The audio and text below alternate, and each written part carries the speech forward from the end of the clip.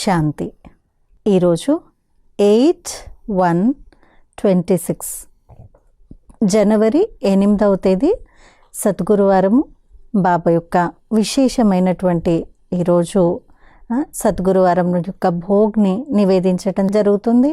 మరియు మనందరము బాబాకి ఎంతో ప్రేమగా నివేదించి బాబా నుండి ఆశీర్వాదాలని తీసుకుందాము.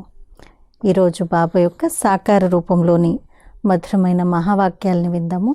మధురమైన పిల్లలు, ఇప్పుడు మిథ్యా అహంకారంలోకి రాకండి. ఈ రథం పైన కూడా పూర్తి గౌరవాన్ని ఉంచండి.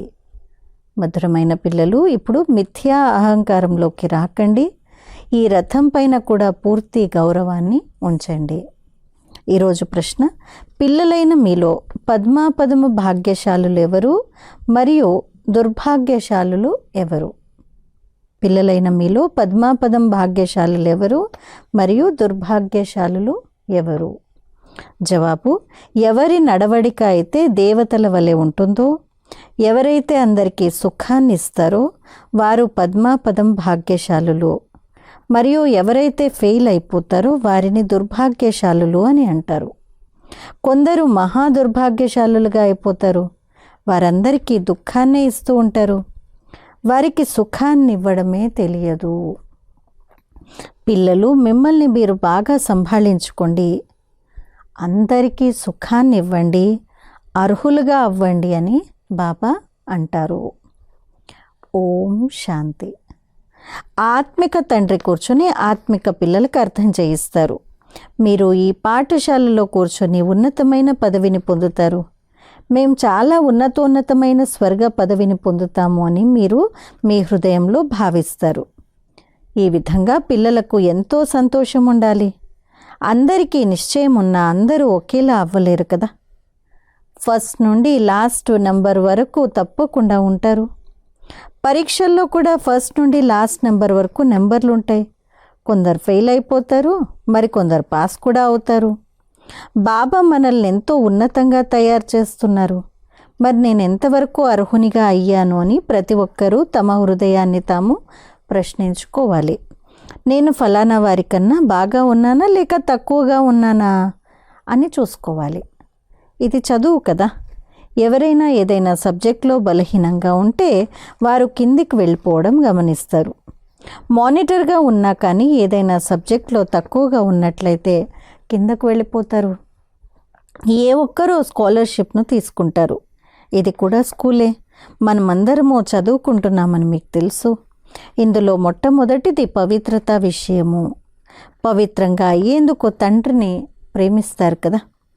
కళ్ళు వికారి దృష్టి కలిగి ఉన్నట్లయితే వారికి స్వయము అనిపిస్తుంది, బాబా మేము ఈ సబ్జెక్ట్లో తక్కువగా ఉన్నాము అని కూడా వ్రాస్తారు. మేము ఫలానా సబ్జెక్ట్లో చాలా చాలా బలహీనంగా ఉన్నాము అని విద్యార్థుల బుద్ధిలో తప్పకుండా ఉంటుంది. మేము ఫెయిల్ అయిపోతాము అని కూడా కొందరు భావిస్తారు. ఇందులో మొట్టమొదటి సబ్జెక్టు పవిత్రత. బాబా మేము ఓడిపోయాము అని చాలామంది వ్రాస్తారు. మరి దాన్ని ఏమంటారు? ఇప్పుడు నేను ఇక పైకి ఎక్కలేను అని వారి హృదయం చెప్తుంది. మీరు పవిత్ర ప్రపంచాన్ని స్థాపన చేస్తారు కదా. మీ లక్ష్యము, ఉద్దేశమే ఇది. పిల్లలు, నన్నొక్కడినే స్మృతి చేయండి మరియు పవిత్రంగా అవ్వండి. తద్వారా ఈ లక్ష్మీనారాయణల వంశంలోకి వెళ్ళగలుగుతారు అని బాబా అంటారు. విద్యార్థులు అంత ఉన్నత పదవిని పొందగలరో లేదో టీచర్ కూడా అర్థం చేసుకుంటారు. వారు సుప్రీం టీచర్. ఈ దాదా కూడా స్కూల్లో చదువుతున్నారు కదా. కొందరు పిల్లలు ఎటువంటి తప్పుడు పనులు చేస్తారంటే ఇక చివరికి మాస్టర్ శిక్ష వేయవలసి ఉంటుంది. ఇంతకుముందు చాలా జోరుగా శిక్షలు వేసేవారు. ఇప్పుడు శిక్షలు మొదలైనవన్నీ తగ్గించేశారు. ఈ కాలంలో ఇంకా తగ్గిపోయాయి కదా. దాంతో విద్యార్థులు ఎక్కువగా పాడైపోతున్నారు. ఈ రోజుల్లో విద్యార్థులు ఎన్ని హంగామాలు చేస్తూ ఉంటారు. విద్యార్థులను న్యూ బ్లడ్, కొత్త రక్తం, ఉడుకు రక్తం అని అంటారు కదా. వారు ఏం చేస్తూ ఉంటారో చూడండి. మంటలంటించేస్తారు. తమ యవ్వనపు ఆవేశాన్ని చూపిస్తారు. ఇదంతా ఆసురీ ప్రపంచము. యువకులు చాలా చెడ్డగా ఉంటారు. వారి కళ్ళు చాలా ఆసురీగా ఉంటాయి. చూసేందుకు చాలా బాగా ఉంటారు. ఈశ్వరుని అంతాన్ని పొందలేరు అని ఏ విధంగా అంటారో అలాగే వారి ఆంతరంగాన్ని కూడా తెలుసుకోలేరు. వీరు ఎలాంటి మనుషులన్నది తెలుసుకోలేరు. జ్ఞాన బుద్ధి ద్వారా వీరు ఎలా చదువుతున్నారు, వీరి నడవడిక ఎలా ఉంది అని అన్నది తెలుస్తుంది. కొందరు మాట్లాడేటప్పుడు వారి నోటి నుండి పుష్పాలు వెలువడినట్లుగా ఉంటాయి. కొందరు రాళ్ళు వేస్తున్నట్లుగా మాట్లాడతారు. చూసేందుకు చాలా బాగుంటారు. పాయింట్లు మొదలైనవి కూడా వ్రాస్తారు. కానీ రాతి బుద్ధి కలవారిగా ఉన్నారు. బాహ్యమైన అట్టహాసమే ఉంది. మాయ చాలా శక్తివంతమైంది. కావుననే ఆశ్చర్యవంతులై వింటారు. స్వయాన్ని శివబాబా సంతానంగా పిలిపించుకుంటారు. ఇతరులకు వినిపిస్తారు, గానం చేస్తారు. అయినా మళ్ళీ పారిపోతారు, అనగా ద్రోహులుగా అయిపోతారు అన్న గాయనం ఉంది. ఆ సేనలో కూడా అలా జరుగుతుంది.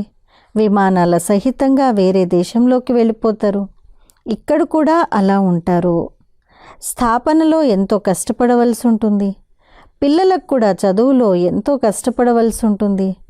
అలాగే టీచర్ కూడా చదివించడంలో కష్టపడవలసి ఉంటుంది. వీరందరినీ డిస్టర్బ్ చేస్తున్నారు, చదవటం లేదు అని గమనిస్తే స్కూల్లో హంటర్తో కొడతారు. వీరైతే తండ్రి, ఇక్కడ తండ్రి ఏమి అనరు. బాబా వద్ద ఇటువంటి నిబంధన లేదు. ఇక్కడైతే పూర్తిగా శాంతిగా ఉండవలసి ఉంటుంది. తండ్రి సుఖదాత, ప్రేమసాగరుడు. కావున పిల్లలు నడవడిక కూడా అలాగే ఉండాలి కదా. దేవతలున్నట్లుగా ఉండాలి. మీరు పదమ భాగ్యశాలులు అని పిల్లలైన మీకు బాబా ఎల్లప్పుడూ చెప్తూ ఉంటారు. కానీ కొందరు పద్మాపదం దుర్భాగ్యశాలులుగా కూడా అవుతారు. ఎవరైతే ఫెయిల్ అయిపోతారో వారిని దుర్భాగ్యశాలులు అని అంటారు. అంతిమం వరకు ఇది జరుగుతూనే ఉంటుందని బాబాకు తెలుసు.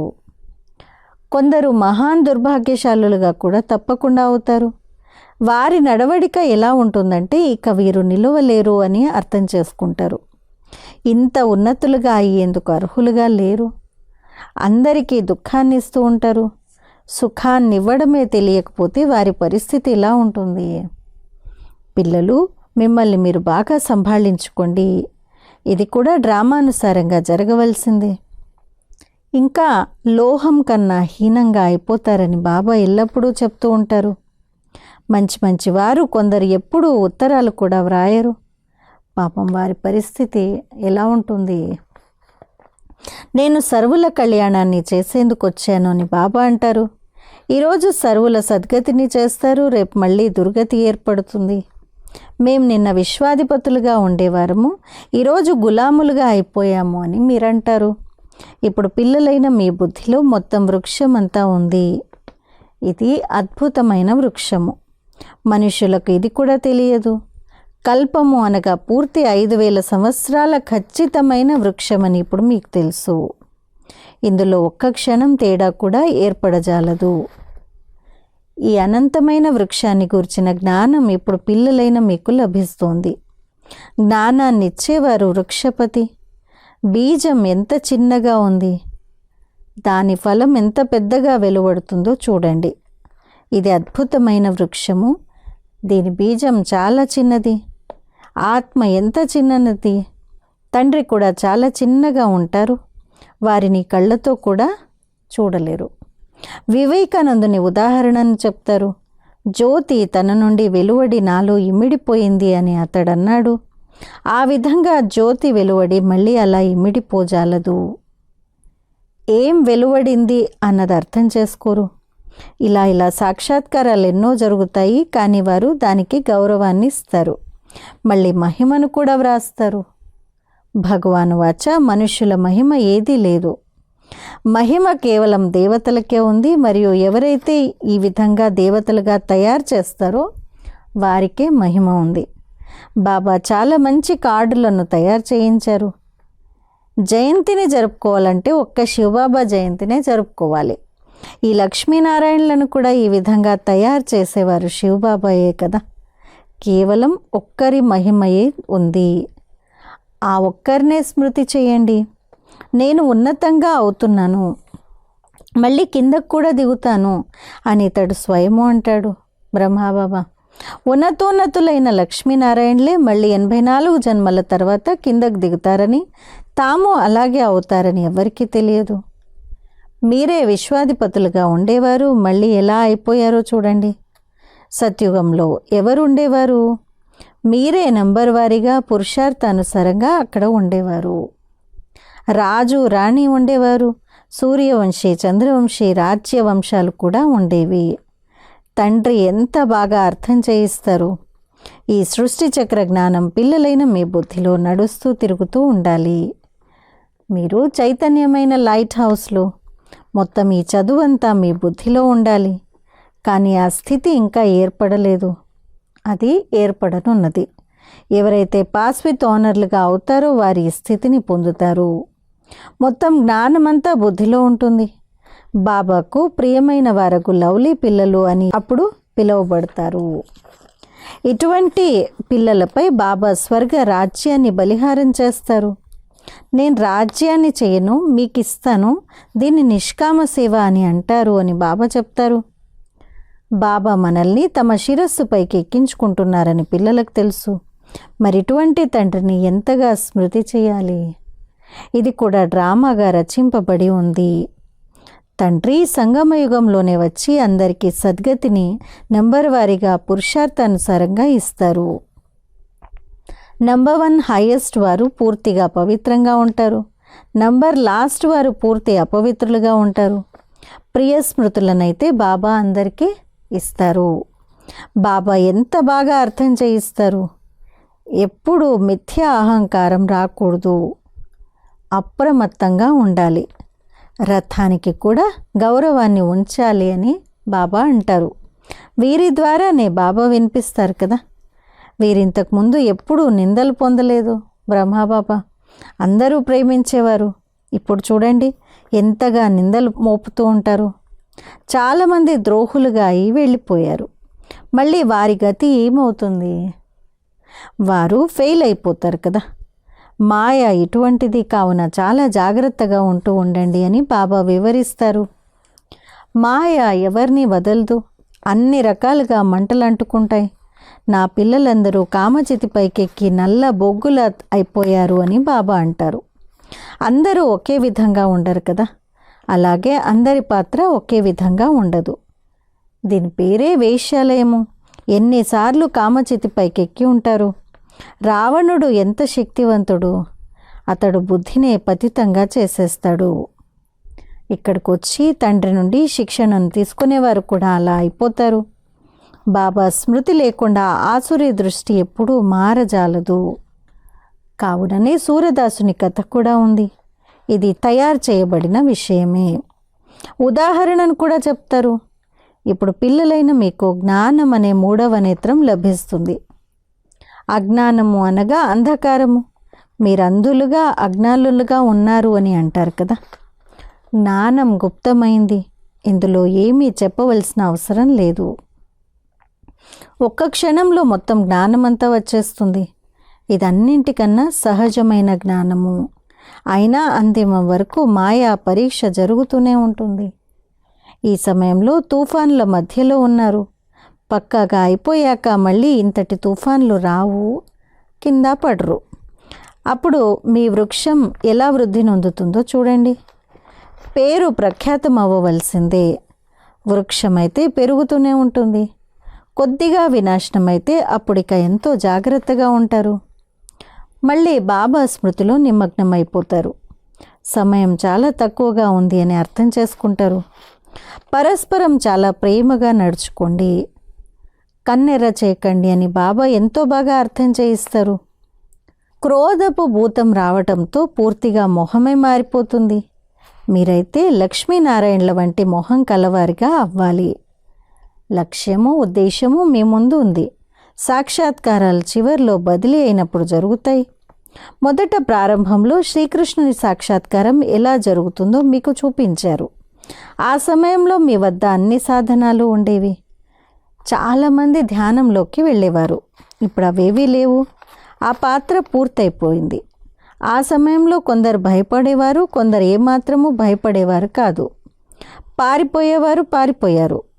బాబా మిమ్మల్ని ఎంతగా ఉల్లాసంలోకి తీసుకువచ్చారు. చివర్లో చాలా పాత్రలను చూస్తారు. మీరెంతో సంతోషంగా ఉంటారు. వేటకు మృత్యువు, వేటగానికి షికారు అని అంటారు. చివర్లో ఎన్నో సీనరీలను చూడాలి. మేము ఇలా చేసేమేమిటి అని అప్పుడే పశ్చాత్తాపపడతారు కదా. ఇక దాని శిక్ష కూడా చాలా కఠినంగా లభిస్తుంది. తండ్రి వచ్చి చదివిస్తారు. వారిపై గౌరవాన్ని ఉంచకపోతే శిక్షలు లభిస్తాయి. ఎవరైతే వికారాలలోకి వెళ్తారో లేక శివబాబాని ఎంతగానో గ్లాని చేసేందుకు నిమిత్తులుగా అవుతారో వారికే అందరికన్నా కఠినమైన శిక్షలు పడతాయి. మాయ చాలా శక్తివంతమైంది. స్థాపనలో ఏమేం జరుగుతాయి? మీరిప్పుడు దేవతలుగా అవుతారు కదా. సత్యుగంలో ఆసురులు మొదలైన వారెవ్వరూ ఉండరు. ఇది సంగమయుగపు విషయమే. ఇక్కడ వికారీ మనుషులు ఎంతగా దుఃఖాన్నిస్తారు. కన్యలను కొడతారు. వివాహం తప్పకుండా చేసుకోవాలి అని అంటారు. స్త్రీలను వికారాల కొరకు ఎంతగా కొడుతూ ఉంటారు, ఎంతగా ఎదుర్కొంటూ ఉంటారు. సన్యాసులు కూడా ఉండలేరు. పవిత్రంగా ఉండి చూపించేవారు ఎవరు అని అంటారు. ముందు ముందు తప్పకుండా అర్థం చేసుకుంటారు. పవిత్రత లేకుండా దేవతలుగా అవ్వలేరు. మాకింతటి ప్రాప్తి లభిస్తుంది కావుననే మేము వదిలాము అని మీరు అర్థం చేయిస్తారు. భగవాను వాచ, కామాన్ని జయిస్తే జగజ్జీతులుగా అవుతారు. ఈ విధంగా లక్ష్మీనారాయణలుగా అవుతుంటే పవిత్రంగా ఎందుకు అవ్వరు? మళ్ళీ మాయ కూడా ఎంతగానో వెంటాడుతుంది. ఇది ఉన్నతమైన చదువు కదా. తండ్రి వచ్చి చదివిస్తారు. పిల్లలు వీటిని బాగా స్మరించకపోతే మాయ దెబ్బ వేస్తుంది. మాయ పొరపాట్లను కూడా ఎన్నో చేయిస్తుంది. మరి ఇక వారు ఎటువంటి పరిస్థితికి చేరుకుంటారు? మాయ చాలా నిర్లక్ష్యులుగా చేయించేస్తుంది. చెప్పలేనంత అహంకారంలోకి తీసుకువచ్చేస్తుంది. నంబర్ వారీగా రాజధాని తయారవుతుంది. మరి తప్పకుండా ఏదో ఒక కారణం ఉండాలి కదా. ఇప్పుడు మీకు పాస్ట్, ప్రజెంట్, ఫ్యూచర్ల జ్ఞానం లభిస్తుంది. కావున ఇది మీ ధ్యానంలో ఎంత బాగా ఉండాలి. అహంకారం వచ్చిందంటే మరణిస్తారు. మాయ పూర్తిగా పైసాకు కొరగాని వారిగా చేసేస్తుంది. తండ్రి ఆజ్ఞ ఉల్లంఘన జరిగినట్లయితే మళ్ళీ ఇక తండ్రిని స్మృతి చేయలేరు. అచ్చా, मीठे मीठे सिकिलदे बच्चों प्रति माता पिता बाप दादा का याद प्यार और गुड मॉर्निंग। रूहानी बाप की रूहानी बच्चों को नमस्ते। हम रूहानी बच्चों की रूहानी माता पिता बाप दादा को याद प्यार, गुड मॉर्निंग और नमस्ते। ధారణ కొరకు ముఖ్య సారము. మొదటి పాయింట్, పరస్పరం చాలా ప్రేమగా నడుచుకోవాలి. ఎప్పుడూ క్రోధంలోకి వచ్చి ఒకరిపై ఒకరు కన్నెర్ర చేసుకోకూడదు. బాబా ఆజ్ఞను ఉల్లంఘించకూడదు. 2, పాస్ విత్ ఆనర్గా ఎందుకు చదువును బుద్ధిలో ఉంచుకోవాలి. చైతన్య లైట్ హౌస్లుగా అవ్వాలి. రాత్రింబవళ్ళు బుద్ధిలో జ్ఞానం తిరుగుతూ ఉండాలి. ఈరోజు వరదానము, సదా స్థిరమైన నిశ్చయ బుద్ధి భవ. ఆల్మైటీ బాబా యొక్క అథారిటీ ద్వారా ప్రతి కార్యాన్ని సహజం చేసే సదా స్థిరమైన నిశ్చయ బుద్ధి భవ. ఆల్మైటీ బాబా యొక్క అథారిటీ ద్వారా ప్రతి కార్యాన్ని సహజం చేసే సదా స్థిరమైన నిశ్చయ బుద్ధి భవ. మనం సర్వశ్రేష్టమైన ఆల్మైటీ అగు తండ్రి యొక్క అథారిటీతో అన్ని కార్యాలను చేసేవారము అన్న దృఢమైన నిశ్చయం ఉండాలి. ఈ నిశ్చయాన్ని ఎవ్వరూ తప్పించజాలరు. దీని ద్వారా ఎంత పెద్ద కార్యాన్నైనా చేస్తూ అతి సహజంగా అనుభవం చేసుకుంటారు. ఈ రోజుల్లో సైన్స్ వారు ఎటువంటి మిషనరీని తయారు చేశారంటే దాని ద్వారా ఏ ప్రశ్న యొక్క జవాబునైనా సహజంగా ఇవ్వగలుగుతారు. మెదడుని ఉపయోగించుకోవడం నుండి విముక్తులైపోతారు. ఇలా ఆల్మైటీ అథారిటీని మీ ముందు ఉంచుకున్నట్లయితే అన్ని ప్రశ్నలకు జవాబు సహజంగా లభిస్తుంది మరియు సహజ మార్గపు అనుభూతి కలుగుతుంది. స్లోగన్, ఏకాగ్రత శక్తి పరవశ స్థితిని కూడా పరివర్తన చేసేస్తుంది. ఏకాగ్రత శక్తి పరవశ స్థితిని కూడా పరివర్తన చేసేస్తుంది. ఈరోజు అవ్యక్త ప్రేరణ, ఈ అవ్యక్త మాసంలో బంధనముక్తులుగా ఉంటూ జీవన్ముక్త స్థితిని అనుభవం చేసుకోండి. బ్రాహ్మణ జీవితంలోని మజా జీవన్ముక్త స్థితిలోనే ఉంది. అతీతులుగా అవ్వటము అనగా ముక్తులుగా అవ్వటము. సంస్కారాలకు కూడా లొంగిపోకూడదు. ఏం చేసేది, ఎలా చేసేది, చెయ్యాలనుకోలేదు కానీ అలా అయిపోయింది. ఇదే జీవన బంధనులుగా అవ్వటం అంటే. కోరిక లేదు కానీ మంచిగా అనిపించింది. ఇచ్చా నహీ హే పర్ అచ్చా హే అని అంటారు కదా. ఈ శిక్షణ ఇవ్వాలనుకున్నాను కానీ క్రోధం వచ్చేసింది. ఇదే జీవన బంధన స్థితి. బ్రాహ్మణులు అనగా జీవన్ముక్తులు. వారెప్పుడూ ఇలా ఎటువంటి బంధనంలో బంధింపబడజాలరు. అచ్చా, ఈరోజు మధువనం యొక్క అవ్యక్త మాసం యొక్క స్పెషల్ హోంవర్క్లో ఈరోజు స్వమానము. నేను బ్రహ్మబాబా సమానంగా సర్వబంధనాలతో ముక్తుడిగా జీవన్ముక్త ఆత్మను. మరి రోజు యోగాభ్యాసము.